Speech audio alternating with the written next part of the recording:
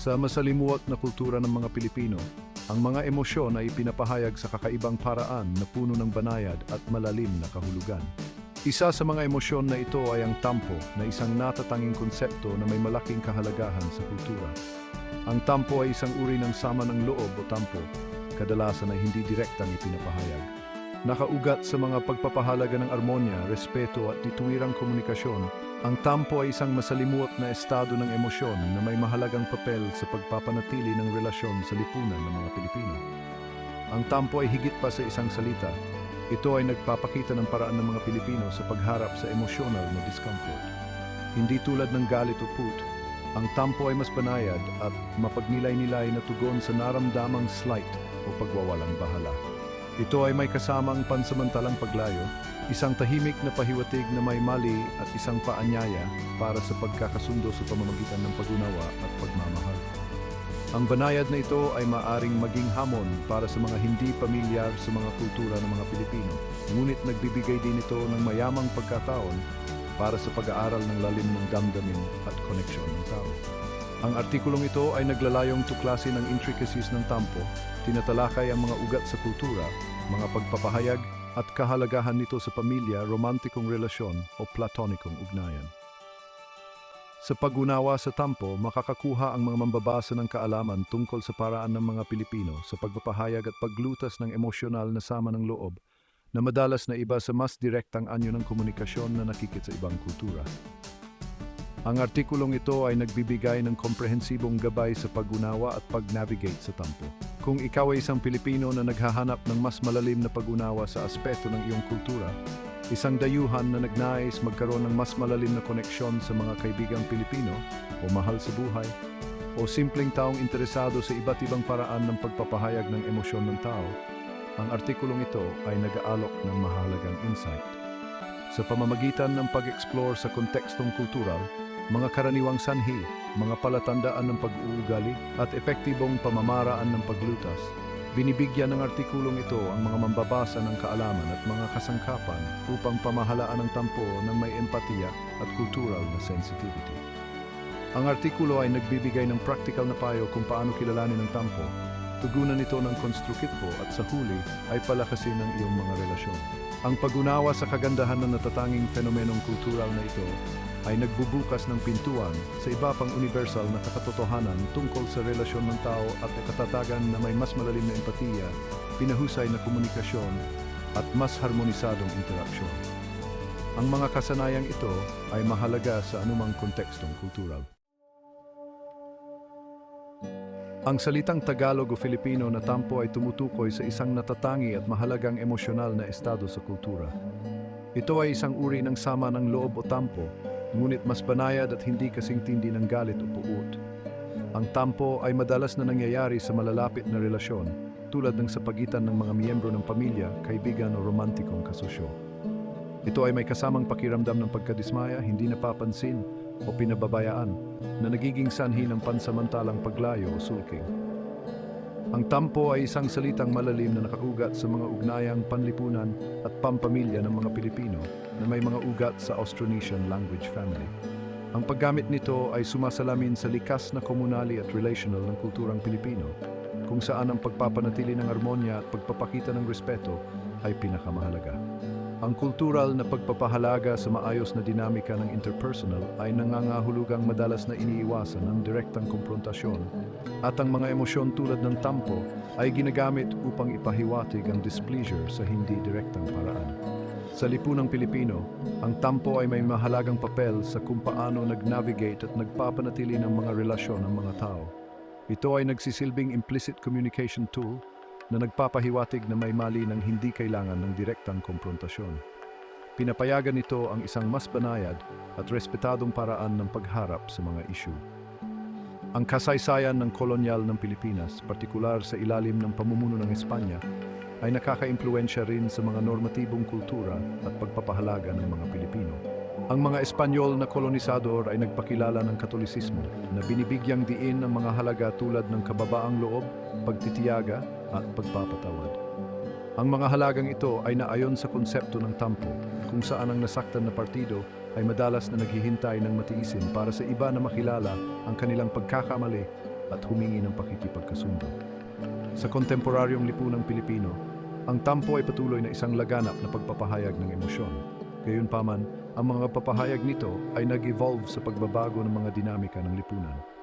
Ang urbanisasyon, tumaas na exposure sa mga global na kultura at mga modernong teknolohiya sa komunikasyon ay nagpakilala ng mga bagong paraan para sa mga Pilipino upang ipahayag at lutasin ang tampo. Halimbawa, ang mga text message o social media post ay may papel na ngayon sa parehong pagpapahayag at paglutas ng tampo. Ang pag-unawa sa tampo sa kontekstong kultural nito ay mahalaga para sa pagpapahalaga sa papel nito sa mga interpersonal na dinamika ng mga Pilipino. Ito ay nag-highlight sa halaga na ibinibigay ng mga Pilipino sa pagpapanatili ng armonya at respeto sa mga relasyon, pati na rin ang kanilang kagustuhan para sa banayad at dituwirang anyo ng komunikasyon. Sa pagkilala at paggalang sa mga ugat na kultural na ito, ang mga individual, maging Pilipino man o mga nakikipag-ugnayan sa kanila, ay maaring mag-navigate sa mga relasyon ng may higit na empatiya at kultural na sensitivity. Ang tampo ay lumilitaw kapag ang isang tao ay nakakaramdam ng emosyonal na sakit o pagkainsulto dahil sa mga aksyon o salita ng isang taong malapit sa kanila. Ang pakiramdam na ito ay kadalasang sanhi ng perceived neglect, kakulangan ng atensyon o insensitivity. Hindi tulad ng galit na maaring may kasamang komprontasyon, ang tampo ay kadalasang nagre-resulta sa paglayo mula sa taong nagdulot ng sakit. Ang paglayo na ito ay maaring magpakita sa anyo ng katahimikan, pag-iwas sa interaksyon o banayad na pagdistansya. Ang mga nakakaranas ng tampo ay kadalasang hindi direktang ipinapahayag ang kanilang nasaktang damdamin. Sa halip, maaring ipakita nila ito sa pamamagitan ng mga di-verbal na pahiwatig tulad ng pagpapakipot, pagbibigay ng silent treatment o pagpapakita ng malungkot na mukha. Sa ilalim ng tampo, kadalasan ay may kagustuhan na ang nagkasala ay makilala ang sakit at gumawa ng paraan upang magkasundo sa pamamagitan ng paghingi ng taos, pusong paumanhin o pagpapakita ng pagmamahal o magandang kilos upang masiguro ang taong nasaktan tungkol sa kanilang halaga at kahalagahan. Ang pakikipag-usap ng banayad at may pag-unawa upang matugunan ang mga pinagbabatayan na isyu ng walang komprontasyon ay mahalaga. Ang tampo ay karaniwang isang pansamantalang estado. Kapag ang sakit ay kinikilala at natugunan, ang relasyon ay kadalasang bumabalik sa normal, madalas na nagiging mas malakas pagkatapos ng paglutas.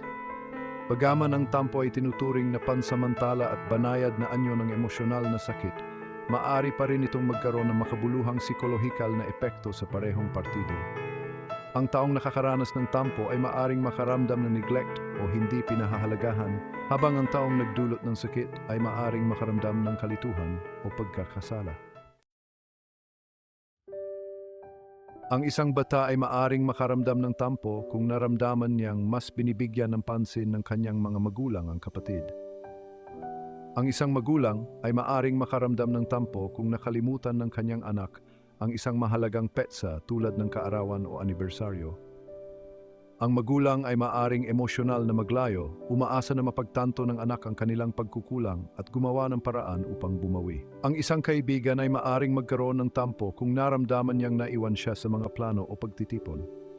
Ito ay maaring magdulot sa kaibigan na maging malayo o hindi gaanong nakikipag-ugnayan hanggang ang sitwasyon ay kilalanin at matugunan ng iba.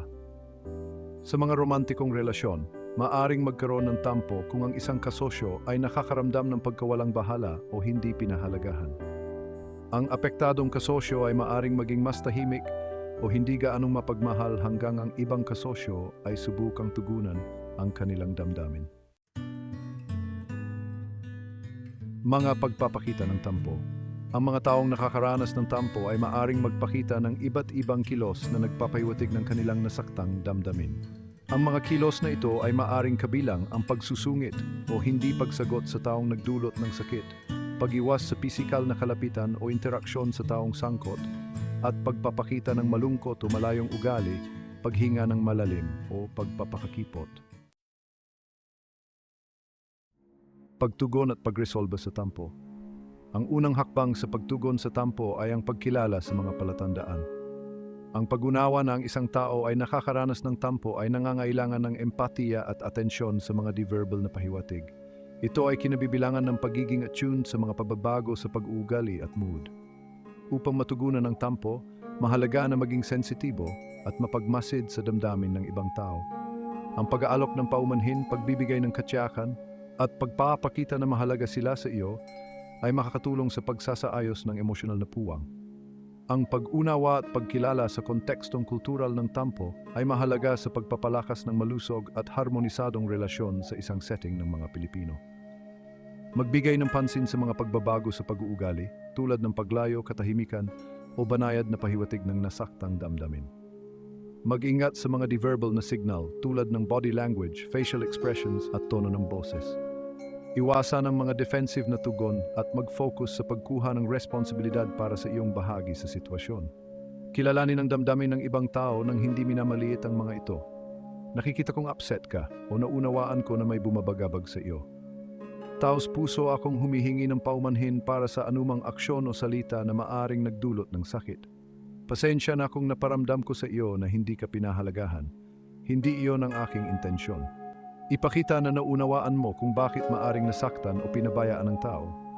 Mag-reflect sa kanilang damdamin at i-validate ang kanilang karanasan. Naiintindihan ko kung bakit maari kang makaramdam ng left out nang hindi kita isinama sa aming plano. I-reassure ang tao tungkol sa kanilang halaga at kahalagahan sa iyo. Patunayan ang iyong commitment sa relasyon at ang iyong intensyon na maiwasan ang katulad na mga issue sa hinaharap. Mahalaga ka sa akin at pinahahalagahan ko ang ating oras na magkasama. Sisikapin kong maging mas considerate. Gumawa ng konkretong hakbang upang ipakita na nagmamalasakit ka at handang magbawi. Ito ay maaring kabilang ang paggugol ng oras na magkasama, paggawa ng espesyal na bagay para sa kanila, o pagtulong sa isang bagay na mahalaga sa kanila. Magkaroon tayo ng espesyal na hapunan ngayong weekend. Gusto kong bumawi sa iyo. Hikayatin ang bukas at tapat na komunikasyon tungkol sa damdamin at pangangailangan. Lumikha ng isang ligtas na espasyo kung saan ang tao ay komportabling ipahayag ang kanilang emosyon nang walang takot sa paghatol. Mag-usap tayo tungkol sa nararamdaman mo. Gusto kong maunawaan at mapabuti ang pagitan natin. Bigyan ng oras ang tao upang iproseso ang kanilang damdamin at tumugon sa iyong mga pagsisikap na magbawi. Naunawaan na ang tampo ay maaring hindi agad malutas at ang pasensya ay susi. Gamitin ang lambing na tumutukoy sa mga kilos ng lambing at pagmamahal upang mapalambot ang sakit. Ang mga pisikal na kilos tulad ng yakap, halik o paghawak ng kamay makakatulong, pati na rin ang magagandang salita at mga thoughtful na aksyon. Pag-isipan ang sitwasyon upang maunawaan kung ano ang nag-trigger ng tampo at kung paano maiwasan ang katulad ng mga sitwasyon sa hinaharap. Matuto mula sa karanasan upang mapabuti ang iyong mga interaksyon at relasyon. Sa mga kaso, kung saan ang tampo ay nagpapatuloy at mahirap lutasin, isaalang-alang ang paghingi ng tulong mula sa isang pinagkatiwalaang third party, tulad ng isang mutual na kaibigan o miyembro ng pamilya, na maaring mag-mediate at mag-facilitate ng pag-unawa. Kung ang tampo ay nagiging isang paulit-ulit na issue na nakakaapekto sa relasyon ng malaki, maaring maging kapaki-pakinabang ang propesyonal na pagpapayo o therapy para sa parehong partido.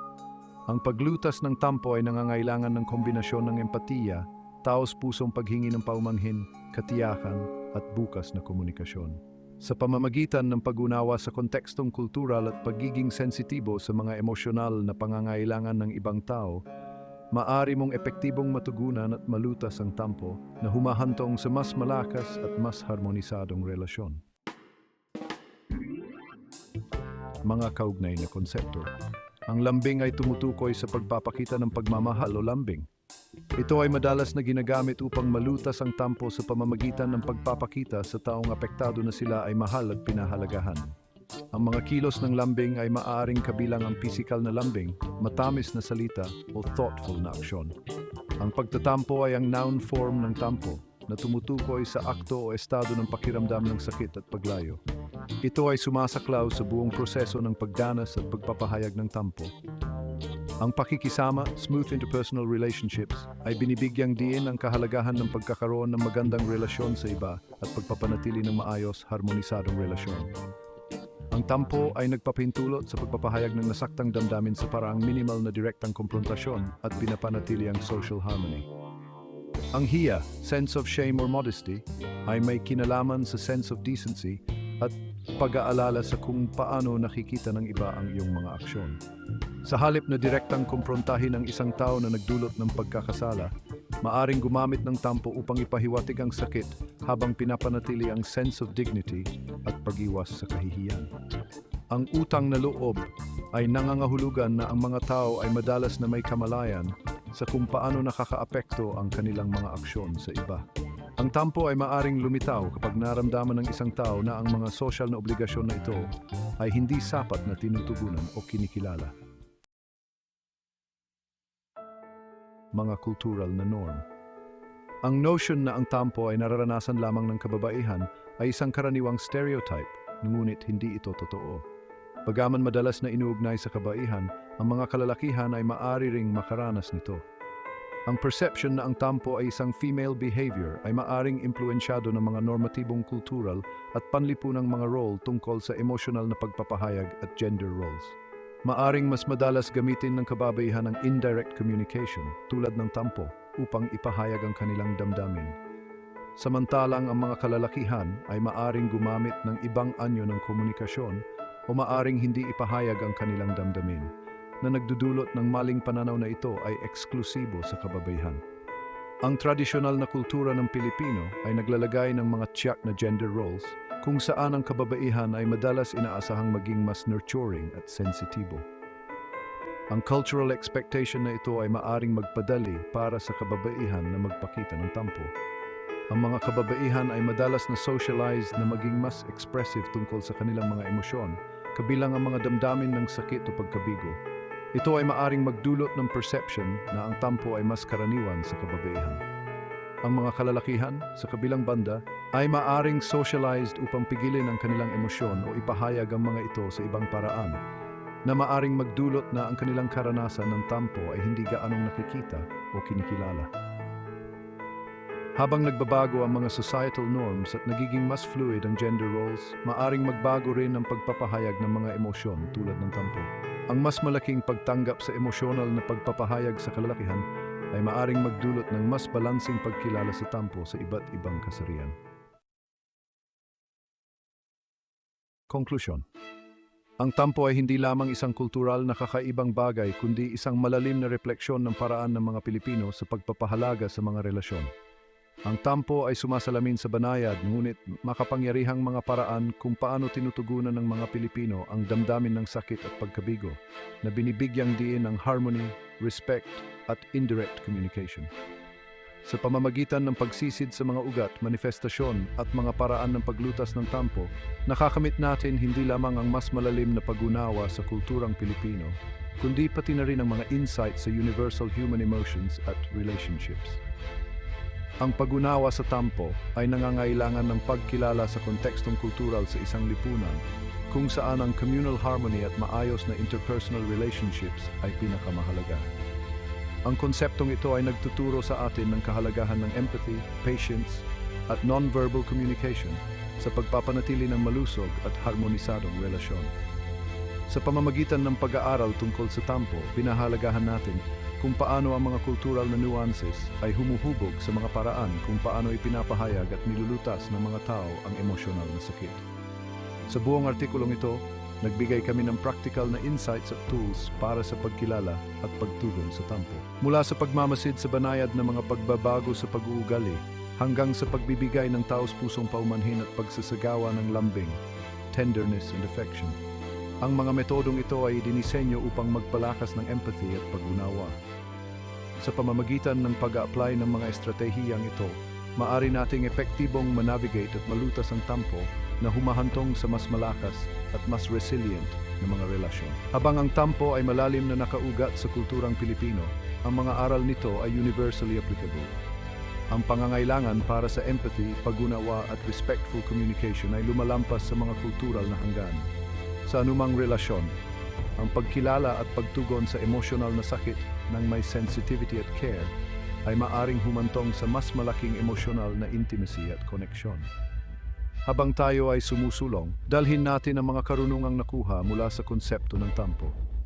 Sikapin nating maging mas attuned sa mga emosyonal na pangangailangan ng mga tao sa ating paligid, mas handang makinig at umunawa, at mas committed sa pag-nurture ng ating mga relasyon ng may kindness at respeto.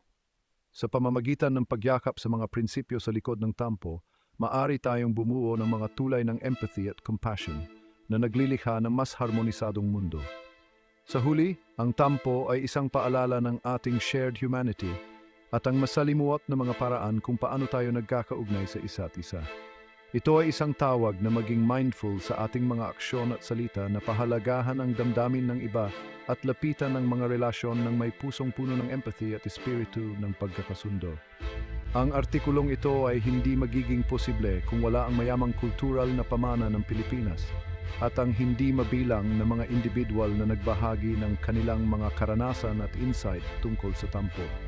Inaasahan naming ang gawaing ito ay nagbigay pugay sa kanilang mga kontribusyon at nagpalaganap ng mas malaking pagpapahalaga para sa lalim at kagandahan ng kulturang Pilipino.